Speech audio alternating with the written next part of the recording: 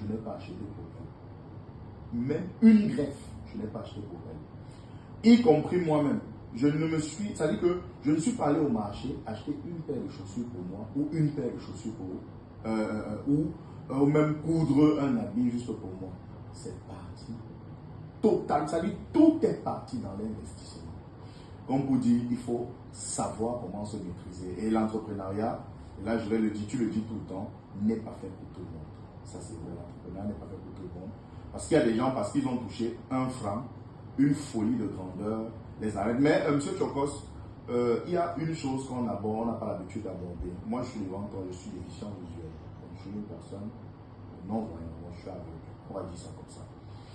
Est-ce que tu peux donner, quel conseil est-ce que tu peux donner aux personnes déficientes visuelles qui ne travaillent pas, qui pensent qu'ils ne doivent que tendre la main, recevoir de tout le monde?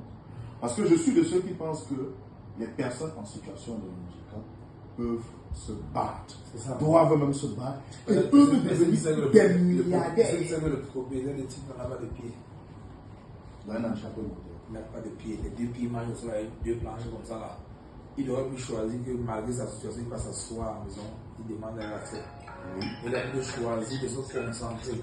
En fait, moi je dis aux gens que les plus gros handicaps dans le monde, c'est lorsque ça affecte le cerveau. J'ai un handicap que tu parles, tu as la lecture, le son déjà, c'est plus important.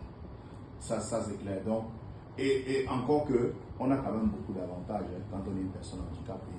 Ça peut aussi être un avantage. Beaucoup d'avantages dans le business aussi. Moi, je parle juste dans le business. Nous sommes dans un cadre business.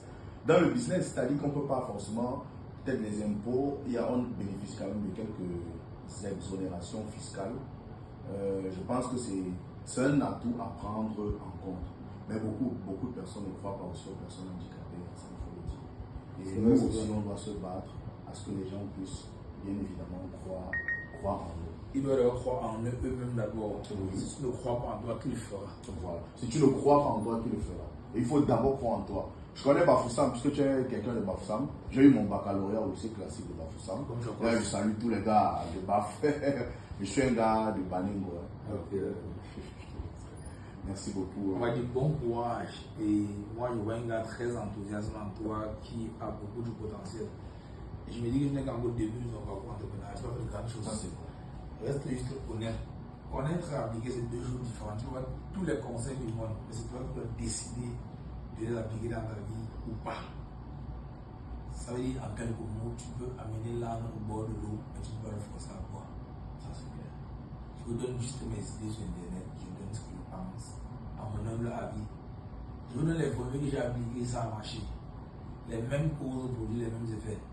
Je vous parle de mes erreurs, de mes échecs pour éviter que les gens tombent dans les pièges que je suis tombé. Ça c'est clair. Voilà, c'est tout. Alors les autres qui sont tombés dans ces pièges-là ne veulent pas vous dire, parce qu'ils veulent que vous tombez. Ils vous ont fait, on a longtemps fait croire que pour avoir peut-être la liberté financière, il faut travailler dur pendant 25 ans. Il dit c'est faux. Si mon père a travaillé dur pendant 25 ans et qu'il étudie sa vie, je vois les erreurs qu'il a